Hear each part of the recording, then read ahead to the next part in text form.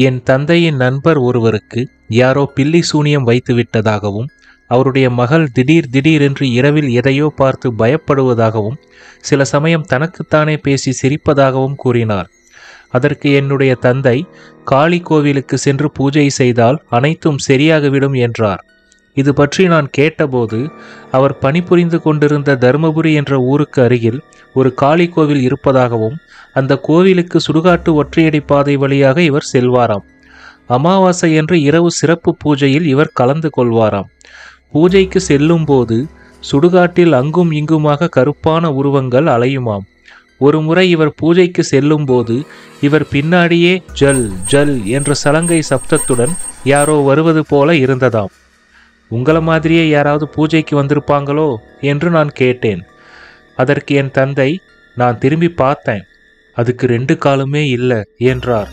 ஆனால் பூஜை முடிந்து திரும்பி வரும்போது எந்த தொல்லையும் இருக்காதாம்.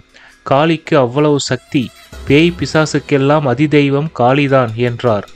காளியின் அருள் இருந்தால் எந்த தீய சக்தியும் சூன்யமும் நம் அருகில் வராது என்றார். அடுத்த தடவை என்னையும் கூட்டிக்கிட்டு போறீங்களா என்று ஆர்வமுடன் கேட்டேன். அதற்கு என்னுடைய தந்தை, அக்கா பெரிய மனுஷி ஆனதால நாங்க போறதில்லை என்று கூறிவிட்டார். அந்த கோவில் பூசாரி ஒரு சில பக்தர்களுக்கு மட்டும், அதாவது புண்ணியம் செய்தவர்கள், அவர்களுக்கு மட்டும் காளியை நேரில் காட்டுவாராம். ஆனால் அதற்கு சில விசேஷ பூஜைகள் செய்வாராம். இதுவரை காளியை நேரில் பார்த்த அனைவரும் கோடீஸ்வரர்கள் ஆகிவிட்டனர் என்றார்.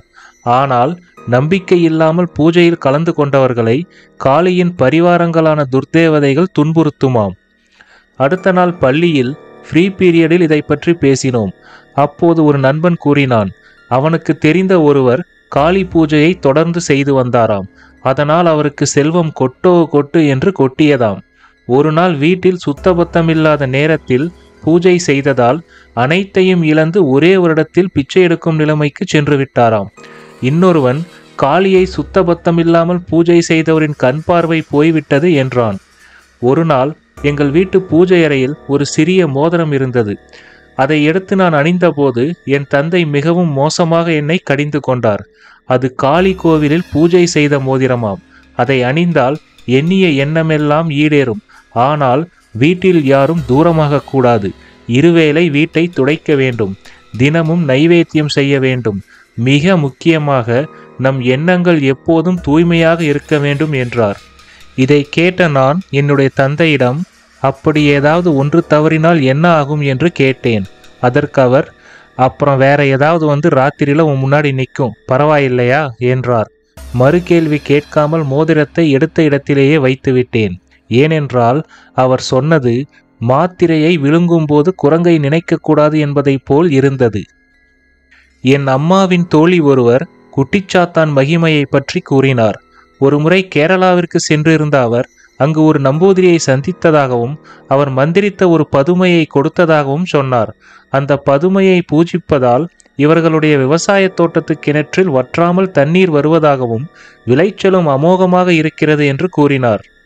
அந்த குட்டிச்சாத்தானுக்கு 14 நாட்களுக்கு ஒரு முறை சோற்றில் ஆட்டின் ரத்தம் கலந்து குருதி சோறு படைக்க வேண்டும் என்றார்.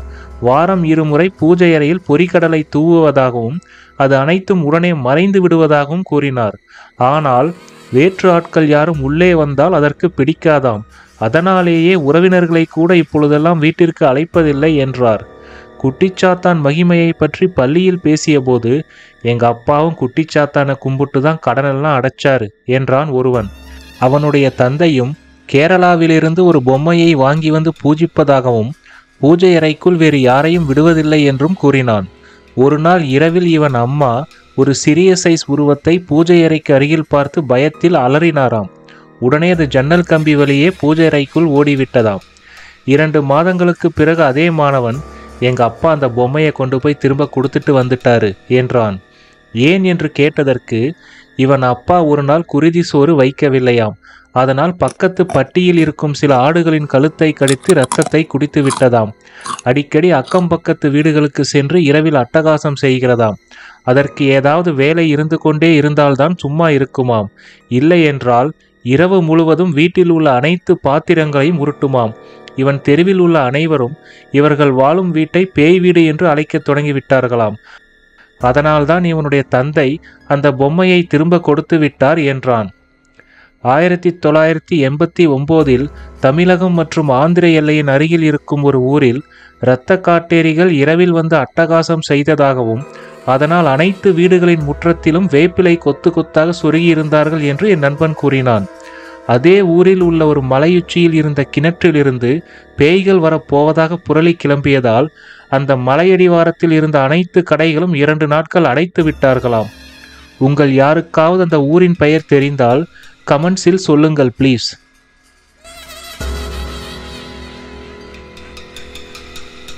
ஒய்ஜா போர்டும் டம்ளருக்குள் பேயும்.